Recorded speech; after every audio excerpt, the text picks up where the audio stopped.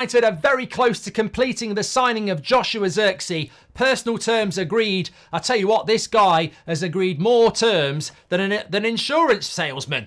Not my best. But what is going to be my best is Joshua Zirkzee the best we can get? We'll be looking at that, because if we don't get him, where would we go? There's two other options that we've been linked to, but the latest is that terms have been agreed with Zirkzee and he's likely to come to United. So let's compare him to the other options that we've got and also some of the top strikers in the league so we can see what we're getting out of him. Because I think, like De Ligt, like Agate, Zirkzee is a player that excites, but also there's an element of risk there. So let's look at that. Also, we've got an update on Mason Greenwood for you. Italian reports are saying that by Monday, a decision will be made. So we'll talk about that as well. But let's start off with Zirkzee. So is Zirkzee the best Manchester United can get? And where are we at with this deal? Well, as I said, personal terms appear to have been agreed again. I don't know whether that's because the ones that he'd agreed a couple of weeks ago he's had redone. Whether it's we're ready for here we go, I don't know. I personally think with Zirkzee, and look, I'll stand corrected if I'm wrong, I personally think we won't get a decision on Zirkzee until the Netherlands have been knocked out of the Euros, which doesn't look like it's going to be this weekend, because I think they're better than Turkey, and Turkey are now missing their best player, Demirel, who's been banned for 2 games. So I think until at least the middle of next week, we probably won't know anything about Zirkzee. But it is the target that Manchester United are going for. Whether he is the striker we should be going for, whether he is the striker that we wanted to go for, and then we've moved from Sesko or whatever, well, that's up for grabs. But what do you get with Zirkzee? And why is it that some of our fans have a bit of a downer on some of our players? So let me just run a little bit of a poll. Are you happy with Zirkzee as... Yeah, just yes or no. I think that'll work. Perfect. Yeah, I think that the first thing I want to sort of look at with Zirkzee, and what I've decided to do with this is I've basically taken the 2 alternatives. Now, I throw these in because we've never had any transfer window with Sir Jim Radcliffe or Ineos before. So we're all going, yeah, this looks like it's going to happen. This looks like we've hijacked AC Milan's beard. He's definitely leaving Bologna. Zirkzee will be a Man United player as soon as the Netherlands are out of the Euros. He's definitely going to sign for us. And there's every reason to believe that that will happen. And I think that will happen. I think it's just going to take a few days. But what if it doesn't happen? What if he does sign for AC Milan? Where does that leave Manchester United? And who can sit there hand on heart and say categorically 99.999% that we will sign Zirkzee? What? Maybe the delay is because he's not made his mind up. I don't know. But if we don't get Zirkzee, I think there's only 2 definitive options to go for. Jonathan David from Lille or Ivan Toney from Brentford. I think they're the only 2 players at this stage, unless someone wants to throw somebody else in, the only 2 players at this stage that we've heavily scouted, that we've been linked to.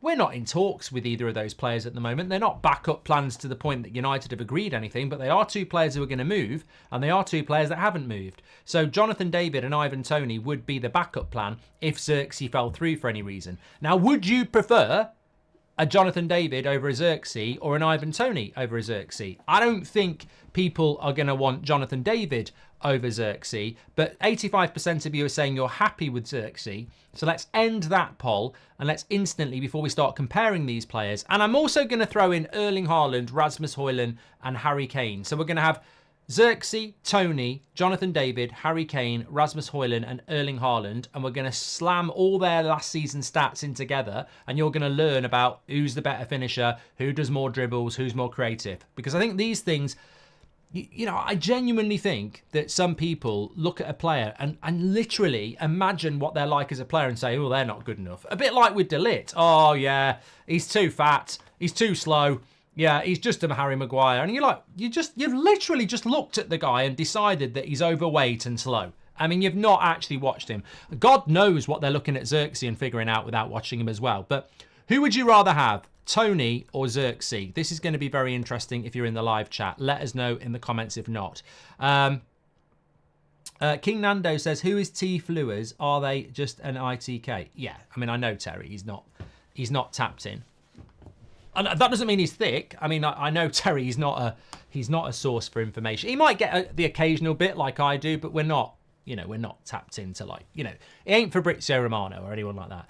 Are you happy with Zirkzee, Mark? Fantastic question from Tom Grant. Fantastic question from Tom Grant. I will answer that question in a moment. Right, Zirkzee is getting more votes here than Ivan Toney. He's behind Memphis and Weghorst for Netherlands, says Rob Costello. Right, we're kicking off here then. This is the question I want to ask in this. Topical stuff, Zirkzee, personal terms, fee agreed. Why is he not signed for United? Probably because he's waiting for the Euros to be open. Is he signing for United? Most likely. Could he still sign for Milan? Yes. What's the backup if we don't get him? What do we get if we do get him? And is Zirkzee the best we can get? You know what I'm going to do as the third poll, but we're doing Toney versus Zirkzee at the moment. People have to stop acting like David is a bum. Crucial for Lille to win their league title in 2021 and consistently scoring 20 plus goals in a defensive league, says Snazzy. Well, we're going to compare them now. I want to come out of this video with everybody having a better understanding of what Zirkzee is, which doesn't involve going on YouTube and looking at clips of a player that looks like he's the next Thierry Henry, or going on TikTok or X and listening to somebody that probably has never watched him either, but has just read a stats site and tweeted out what a great player he's going to be. We're going to compare him to his peers, and then we're going to have more of an understanding of what he is and whether that suits what we need. Because I think what some people don't understand when they're analysing a signing is they go, oh, look at the YouTube clips. Oh, look at the hipster. What about this question? Does he suit what we need? Like Lionel Messi in his prime is going to drop into Man United's side perfectly. Is Erling Haaland going to suit Manchester United even though he's the best striker in the league? In some ways he would. In some ways it'd be a bloody nightmare because he's a service striker. So where's he going to get the service? So I think it's also about, yeah, people might be judging him comparable to like a Lewandowski type striker, but what type of striker is he? What does he bring? And how does that work for Manchester United? So we're certainly going to be looking at that. Make sure you smash a like. Okay, so we've got Harry Kane, Erling Haaland, Joshua Zirkzee, Jonathan David, Rasmus Højlund, Ivan Toney. We've taken all their stats from the whole of last season, and we're going to look at what they offer as a striker. And the first thing that I find really interesting, and I suppose we're starting off on a negative here, goal conversion. Goal conversion, right?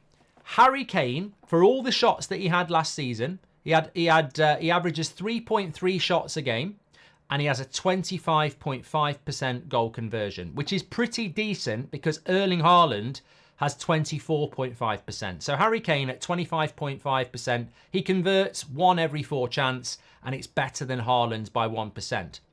Jonathan David has a better one, saying 20, and it's 27.5%. Rasmus is better than all of them, unsurprisingly. We know Rasmus has got a good goal conversion rate, 28%. But the interesting thing about Rasmus is, whilst Harry Kane and Erling Haaland are getting around 3.5 shots per game with a 25% conversion rate, Rasmus is getting 1.4 shots per game with a 28% success rate. Now, Rasmus, if he could keep that up with 3.5 shots a game, we would probably be top of the league. It may well come down a little bit because he doesn't get that many shots. So, Rasmus has got a better goal conversion rate than Harry Kane, Erling Haaland and Jonathan David last year. We know what Rasmus is, though. He needs service. What about Ivan Toney and Zirkzee? Well, the surprising thing, I think, really is that Ivan Toney's goal conversion rate is terrible. It's absolutely terrible. He gets 2.6 shots per game and his goal conversion rate is 8%. 8%. That is 3 times less than Harry Kane's 24%. So Ivan Toney's goal conversion rate is 8%. And yet some people see him as the perfect number 9. Zirkzee goal conversion rate is very low as well. 14%. But it's, you know, is he a goal scorer? Is that what he's all about? He has 2.5 shots per game and his goal conversion rate is 14%. So out of all those 6 players, goal conversion rate, Rasmus would be number 1. You've then got Jonathan David, Erling Haaland, Harry Kane not far behind, Zirkzee quite far behind, and Toney would be bottom of that. So that blows a few cobwebs out straight away, doesn't it? Because, you know, I don't think people think that Ivan Toney's got a bad goal conversion rate, but last season he did. He did. Touches in the box, I'm not massively interested in. What I am interested in is assists per 90. How many of these players are actually creatives? And I think another interesting stat would be key passes per 90, but let's go with assists per 90. Now, for a striker, you're not going to get you know, 1 assist per 90. I don't think even De Bruyne would get anywhere near that, if we're being honest. So you're talking about 0 point something. And effectively, Harry Kane has has the best. 0.2 assists per 90, which means he's getting an assist every 5 games, because 0.2 times 5 equals 1. So Harry Kane has the best assist rate at 0.20. In second place, you've actually got Joshua Zirkzee at 0.14. So he's not far off Harry Kane, and he's a creative, exactly. In third place, you've got Ivan Toney, 0.11. Then you've got Jonathan David, 0.09. Then you've got Erling Haaland, 0.08. And then you've got Rasmus Højlund, 0.07. So Rasmus is not really somebody that's going to get assists. Neither is Erling Haaland. You've got Jonathan David as well, not really an assister. Ivan Toney getting better. Zirkzee is, and obviously we know Harry Kane likes to be creative as well. So Zirkzee there is starting to fall into what we think he is, isn't he? All right, he might not be prolific when it comes to goal scoring and goal conversion, but he's certainly a player that likes to get involved in the build-up play. And then this is exemplified by dribbles per 90. Now, Joshua Zirkzee is number 1 out of these six people for dribbles per 90. He does 4.3 dribbles per 90, which is incredible for somebody who is effectively going to play as a striker. Nobody gets anywhere near 4.3 dribbles per 90 for Zirkzee. In second place is Ivan Toney on 2.1. You then get Rasmus and Harry Kane on 1.9 dribbles per 90, 1.5 for Jonathan David, and 1.3 for Erling Haaland. So very, very light touch, but already you can see what you're going to get with Zirkzee. He isn't prolific as a goal scorer in the box, but what he is a creative, and what he is somebody gets the ball and runs with it. Now, you can start to build a picture on the player there, can't you? You can start to build a picture on what type of player you're going to get. Is that what Manchester United need as a number 9, as a foil, or as an alternative to Rasmus Højlund? And I think that it's something that's really different. It's really different. He is not Harry Kane, a goal scorer and a creative. He is not Erling Haaland, a penalty box, service striker. He is not Rasmus, who also is, a bit of a, service striker.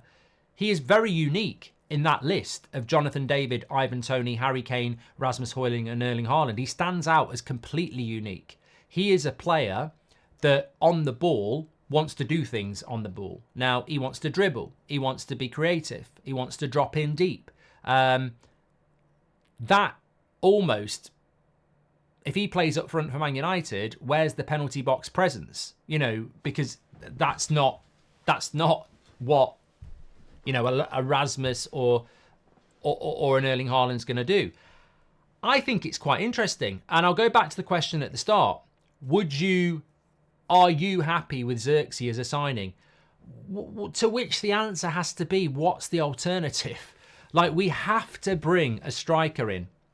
And if the 3 strikers we're looking at are Jonathan David, Ivan Toney, and Joshua Zirkzee, you've got Jonathan David, who pretty much hits everything, an all-rounder, jack of all trades, master of none. Is he actually good enough? You've got Ivan Toney, who is expensive, and I think there's a few hidden flaws to Ivan Toney's game that some people don't actually understand. Like, his goal conversion rate's not very good. His link-up play isn't bad, and he's certainly more similar to a Rasmus type of striker who is going to be, working hard, 100%, physical. But I think he's more of a player that, is in and around the penalty box. And then you've got Zirkzee, who is nothing like Jonathan David. He's nothing like Benjamin Sesko. He's nothing like Rasmus Højlund, and he's nothing like Ivan Toney. And I think there ends the question, isn't it? We are going for a striker that offers something completely different. And we're also going for a striker that could probably play right wing or left wing. Now, you're never going to put Rasmus on the wing. You're never going to put Ivan Toney on the wing. So I think what we're going for with Zirkzee here is an alternative up front who can actually play multiple positions in the link-up play for Manchester United. I think Rasmus will remain the number one penalty box traditional striker, and Zirkzee will come in as the alternative who may well take Rasmus's shirt in the long term, but offers something very different. And I think that's what we're going for. So in answer to the two questions, am I happy with the signing of Zirkzee? I'm intrigued, I'm excited, and remember, it has gone through all of Ten Hag and our new recruitment team. Is he the best Man United can get? Well, the honest answer is no. He's not the best we can get, because you could go and get more traditional type strikers. So the best we can get is a bit of a veiled question and a bit of a grey area, because he's not the best we can get. We could spend a lot more money and get Ivan Toney. But he's not. That doesn't make him a bad option. I think he's a very unique option. And I think this is where, when you see people who are uncertain about Zirkzee, it's because the profile of the player is so very, very different to the profile of the strikers that we were looking at. Look, Benjamin Sesko is more of a traditional 9. Ivan Toney is a traditional 9. Jonathan David is more of a traditional 9. Zirkzee, for me, is not a traditional 9. He is somebody that, you know, you could drop him in as a false 9. You could put him on the wing. You know, you could put him as a 10. You could play him in behind Rasmus. Like, there's a lot more to his game, and that could be his detriment, you know, if you just want a striker that's going to score you goals. But it could be a massive advantage in the fact that he can do different roles. And I've said before, so I'm repeating myself here. Do I want two strikers who are pretty similar? You know, one gets tired and you bring another one on. Or do I want two strikers that are very different that you can use in different situations? I can see the value in both. But if Rasmus does really, really well and then gets injured for 3 months and you play Zirkzee, you can't play the same way. But if Rasmus needs to come off and you want to bring something else in a bit different, that can be quite confusing for the opposition as well. I mean, ideally, you'd have 3 strikers, but we've only got 2. Andy Weatherall's gifted a membership, thank you. Let's see what you've got to say. Kieran says, fans need to stop expecting us to get the best strikers out there. This, well, we're Man United, is incorrect. We haven't been the true United in 10 years, says Kieran. Rasmus is our potential. We need a proven Premier League player, says Rob. Welcome to Members Club, Rod. You're a legend. Would you consider Chiesa for Sancho plus a little bit more money, says Lewis? I don't know. I like Chiesa, and we spoke about it more this morning. I just have a bad feeling about Chiesa, that it's a little bit like he's become a bit of a journeyman. Is he motivated? You know, I'd worry about Chiesa a little bit. Toney is 28 and more expensive. Zirkzee is 23, cheaper, and fits in better to the Ineos long-term plan. He's not the finished product, but huge potential, says AC Tracy.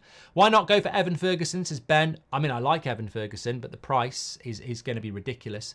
People have to stop acting like, I've done that from Snazzy. We should have looked at Gio Queiroz of Sporting Lisbon, says Labid. Well, look, I think that I think the most important thing with Zirkzee is that there is going to be debate. There has to be debate. Every transfer has to be analysed, and I think Man United fans will get behind any player when they're holding the shirt up. I've seen it before. I've seen us sign players and there's a little bit of reluctance, and then they hold the shirt up, they start training, and people get excited. So that I'm not worried about that. I just think we need to break down the barriers of 2 things. One, understand the type of player he is. We are not buying Joshua Zirkzee to be the next Alan Shearer. He is something very, very different. And 2, would Alan Shearer, obviously not at his age, suit this Man United side, or is Zirkzee more going to suit this United side? I.e., it's all fair and well buying good players, but what do Man United need and what does it suit? And I would say this, when you buy Zirkzee, if you buy Zirkzee, you're buying 2 players. You're buying a player that can play as a striker, but you can also play off the wing. And I think when you've had an injury crisis like we've had, and money's not growing on trees, then you do need players that can play multiple positions. And I think Zirkzee can do that. And I think I'm not going to call him a backup to Rasmus, by the way, because he could start. He could come in, be really, really good. But if we're being fair, he's played for Bologna for a year. He can't get any game time for the Netherlands and was actually not even in the squad. And he is coming in as a player that's not an out-and-out striker. So, you know, expectation should not be that he's going to come in and be our number 9. Expectation should be that, again, for £34 million, we're bringing in a different profile talent who needs adjustment and needs time. And look, I would have been very, very happy with Cody Gakpo. Another Dutch player, another player that Ten Hag wanted. I'd have been very happy with Cody Gakpo. I think there's a good player there, and I thought that at PSV. Some say that Gakpo at Liverpool is a bit of a flop. He's been there 18 months. He was signed in January the season before last. I still think Gakpo's a good signing for Liverpool. I still think he's a good player. And yet 18 months later, he still hasn't really, you know, nailed down that I'm a Liverpool starter. So we've got to be realistic here. We buy a player, we get excited, and then we're like, oh, what are they? What are they? What are they? And I think Liverpool's a prime example of what Manchester United are going to have to be. Jurgen Klopp went into that club and rebuilt it. But some players that Jurgen Klopp bought, whether it's Fabinho, whether it's Gakpo, they don't hit the ground running straight away. There has to be an adjustment period. And I think with Zirkzee, if we do get him, and I expect we will, that he is certainly a player that I would be thinking a little bit like Fabinho at Liverpool, a little bit like Gakpo at Liverpool. There probably will be an adjustment period because he's coming from Bologna into the Premier League, and there will be an expectation. But what we get out of him is going to be something very, very different. I suppose the question is, would you turn away from this Zirkzee deal if you were in charge to do another deal? Now, would you do that? It's interesting because the poll here has Zirkzee 68%, Tony 32%. Now, I wouldn't even bother to do one for Jonathan David because it would be an annihilation. And I would agree with that. I mean, I agree. I do not think that Jonathan David is a bad player. But, you know, Zirkzee at the moment is the one that you want. Is Zirkzee the best we can get? Poll, answer it. And what I mean by that is, if you're in charge, is this the play you go for, or do you think there are other options out there? I think in this striker market, I was always very excited about what we were going to do because for a long time we didn't know what we were going to do. I remember speaking to Fabrizio on the United stand back in February because we'd been linked to Zirkzee. And Fabrizio said, and it'd be great if someone can find the clip, it probably wouldn't even be that hard.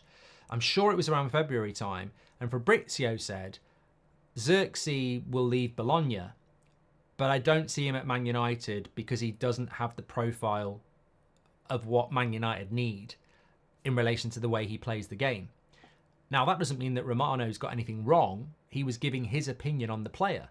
And what that means is what we've just discussed for the last 20 minutes. Zirkzee's very different. He's very different. He's very different as a striker. You'd almost not call him a striker, but he does score goals. So I was always very excited about what we were going to do in the striker market because there's no obvious choice. And there's a lot of players that are sort of a risk. Jonathan David's a risk. Ivan Toney's a risk. Sesko's a risk. Zirkzee's a risk. There's no predominant player that you go, boom, that's the player. I mean, Victor Osimhen would be very interesting. He'd have to start. You'd have to move Rasmus out the team, and you'd have to have £100 million in your pocket. So I don't think I could sit here honestly and say Zirkzee's not the right option. Like, I would have gone here or I would have gone here. Because I think if I said I would have gone for Ivan Toney or I would have gone for Jonathan David or I would have gone for, you know, Gio Queiroz or however you pronounce it, I'd be having the same question. Is that the best we can get? I think there's a lot of options out there, but I don't think there is a definitive yes. And I think that's probably why Man United have looked at Toney and probably gone age, fee, and potential issues against someone like Zirkzee, who's half the price, 5 years younger, and offers a lot of different options. And I think that is why Manchester United have probably looked at it and gone, you know, we want to go with Zirkzee. Do you think the deal will get done, Mark? Look, I find it really refreshing at the moment. Like, as much as it's nice to have information, it's quite pressure. I remember when I knew about Rasmus last summer and it was taking a while. I remember when I knew about Alexis Sanchez and a couple of others, and it takes a while and you're like, oh God, it's going to happen. And people are like, oh, what do you know? I quite like this. It's nice to have information. It's nice to be in a press conference, but I actually just want to be a fan. I just want to talk about stuff and give an opinion on it. And I'm very, very happy to be strongly opinionated on that. I think in relation to Zirkzee, looking at the broader picture, I'd be stunned if we don't get him because he was going to AC Milan. We hijacked the deal very publicly, and I'd just be stunned if we don't get the deal done because it'd be a huge, embarrassing L. But he hasn't signed for us yet. He isn't holding up the shirt yet. I'd say I'm 90% sure he's coming to United, but we've not had an Ineos summer. I expect it to happen because I think Ineos will get things done. But there's no reason to think that it couldn't possibly fall apart. And if it did fall apart, I think you'd have to move for Jonathan David or Ivan Toney. And I think they'd probably more likely go for Ivan Toney because of... I think they'd probably more likely go for Jonathan David because his price is going to be a lot less. Zirkzee could be to us what Firmino was for Liverpool. So Stedge, yes. A different profile of striker, yeah. Yeah, just go for a goal scorer. Pointless otherwise, says United 1. I agree with your opinion. I just disagree with your opinion personally. Like, if we just go for a goal scorer, I think Rasmus is a goal scorer. Where's the service? And I think Zirkzee is capable of offering something different when you're not getting service. And I think that is probably the sentence. Rasmus really needs service and doesn't get it. Erling Haaland needs service, right? I think Zirkzee's a player that if he gets service, great. If he doesn't get service, he can be something else. And that's no disrespect to an Erling Haaland because he's a service striker. But we've seen in certain games, we've even done it to Erling Haaland. We did it in the FA Cup final. If you shut out the creativity to Erling Haaland, you shut out Erling Haaland. Now, if you shut out the creativity to Zirkzee, you don't shut him out because he'll get the ball and dribble. He'll drop in and link up play. And that, I think, is why we're looking at him, because we know Rasmus relies on service, and if he doesn't get service, he's in the graveyard shift. But if you're in a game where you're not creating service for Rasmus, maybe you bring Zirkzee on and you start to create in a different way. And that's clever coaching and that's clever recruitment to have different options. Could Zirkzee and Rasmus end up being a complementary duo that create and supply each other, says Anthony, thus providing a fear for opposition multiple attacks, says Anthony. Well, we won't be playing a 4-4-2, but you could get them both in the same team. Is Zirkzee closer to a Martial type striker, says Patrick? I've heard this before, Patrick. Look, it's a lot. You know what? I haven't seen enough of Zirkzee, and it's a long time since I've seen prime Martial. But you make a fantastic point, because Erik ten Hag was a huge fan of Anthony Martial. And Anthony Martial's ability to drop in deep, play link-up play others in, dribble. I don't think there'll be a similarity between Martial and Zirkzee. But I think what there will be, and where you've hit the nail on the head, is that Ten Hag really liked Martial. And he liked that option. And I think Zirkzee will offer some of that type of number 9 that, you know, Erasmus is not going to offer. Great point. Great point. So, where do we stand on topical stuff? Well, look, this personal term stuff with Zirkzee is great. But realistically, where we are with Zirkzee is here we go is next. And is it going to be here we go Man United, or is it going to be here we go Milan? I don't think we're going to find this out until at least next Thursday, because I think the Netherlands will play a semi-final on Wednesday, isn't it? Or Tuesday. It looks like that's not going to get announced until afterwards. And look, honestly, it's the sort of thing Ronald Koeman would do. It's the sort of thing Ronald Koeman would do. I don't want anybody announcing what club they're signing for until where the Euros are done. So I get the sense from speaking to a couple of people who are quite close to the Dutch, you know, team. They're not bloody coaches, but you know, people who follow the Dutch, and they're like, you know, it wouldn't surprise me if Koeman is basically saying you do not announce any deals while we're part of the Euros. So that would be the same for De Ligt, therefore, wouldn't it? But hopefully there's something wrong with that. That's not correct. I did mention Mason Greenwood at the start of the show. So Lazio are obviously trying to sign Mason Greenwood, as are Marseille. They're starting to put out there that they expect something to be decided by Monday, because Man United are back in training on Monday, and therefore they'll want to get the Greenwood deal done so that Mason Greenwood doesn't come back to training. What I've been told is that Man United do not expect Jadon Sancho or Mason Greenwood back training in Carrington on Monday anyway, because there are different reasons for that, but they can continue to train however they want to train, but they won't be at Carrington. Or if they are at Carrington, they'll train separately, but it's very unlikely they'll do that because they just don't want the publicity. You know, if Mason Greenwood and Jadon Sancho turn up to training, they're there with their boots and then they're training separately, it's all over the back of the newspapers, isn't it? So I don't know. I think with Greenwood, we're getting close to something. I think with Jadon Sancho, I mean, look, there's so many international tournaments going on at the moment. Does it really matter if Jadon Sancho doesn't train for a couple of weeks and does it individually and then goes to a club on loan? I don't think. I really think that Monday might be a bit of a red herring for Greenwood and Sancho. I don't think United are going to have them back at Carrington by any shape or form. Zed, done that one. Thank you very much. We all need to learn a bit of Dutch, says Nick. And dream on, says MKF. Mark, will Van der Gaag still be part of the Erik ten Hag staff, says Raynow. I think he's going. I think Van der Gaag is going. And Tao says it's a bad decision selling Rashford. Well, I'm on That's Football from 4:30 for the game of the tournament, Germany against Spain. Oh my God, what a game this is going to be. Then I should be back on here at 7 o'clock if there's not extra time. If there is, then I'll be on later. And then I'm doing Portugal-France, a double brilliant That's Football watch along, which you can join me for. The reason I mentioned that was because on the 7 o'clock show, I probably would have spoken about that Rashford thing a little bit more. But it feels to me like there could be a sacrificial lamb this summer. And what I mean by that is there could be a sale of a player that will make this fan base go, right, didn't expect that. And it could be on purpose from Ineos to say we mean business, or it could be because that player decides they want to go. There's only two players that could be sacrificial lambs, because we'd be stunned if Rasmus, Garnacho, Mainu, Martinez left, but they're not going to leave. It's Rashford or Bruno. Now, I personally don't think either of them will go.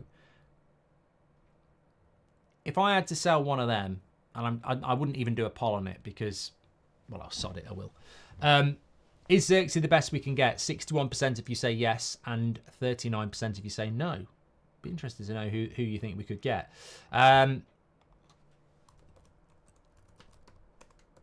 Which would you... I've been doing more polls here than the bloody election. Would you sell Rashford or Bruno? Get in the chat. Let me know what your thoughts are. I don't think we'll do it, but if we had to sell Rashford or Bruno, of course, every single day it's going to be Bruno. It's such an obvious thing over Rashford. He's older than Rashford. Rashford's better than Bruno. Rashford's Manc born and bred. Rashford's been at the club for so long. Rashford symbolises what Manchester United's all about. He's a bigger brand for shirt sales. You'd have to let Rashford go over Bruno. And I'd be stunned if anyone voted against that. It's such an obvious, easy thing to do. And I'm completely taking the piss. Of course, of course it would be Rashford. I'd sell Rashford because I think that we've got a lot of wingers. We've got Garnacho. You could argue he's better than Rashford on the left. We could buy a winger with the money we would get. Whereas if you sell Bruno, you lose your captain, you lose the influence, you lose it will have a huge impact on the rest of the team. I don't think we've got a player that can come in and play as regularly as he can in that position. I certainly don't think we've got one with the influence that he's got. So, it would have to be Rashford for me over Bruno, because I just think it's already been proven that we can replace Rashford. Like, we've played a lot of games since Christmas without him. Whereas when we don't play Bruno, I think we really, really notice it. We really should be looking at Chiesa. He's only around 25 million, says Chris. Hi, Mark. Any news on Branthwaite or another centre-back, says Connor? Nothing at the moment. It has gone a bit slow. I said that this morning. It has gone a bit slow, but, you know, I think Man United would we are working on stuff. 93% of you would let Rashford go, and only 7% would go Bruno. Well, yeah, that's why I didn't want to do the poll, really. Okay, right. I've got a couple of things to do. So thank you, everyone, for tuning in. Absolute legends on the show, as per usual. Lots for you to get your comments in. I wanted to try, I didn't want to try, I wanted to do a show that was a bit different about Zirkzee, what he brings, why he's so different, and try and understand and explain why I think some people are a little bit, like, unsure. But I would say this about Zirkzee. Think about Cody Gakpo at Liverpool. 18 months in, is he a success or a failure? He's neither. He's a good signing, but he's on a journey.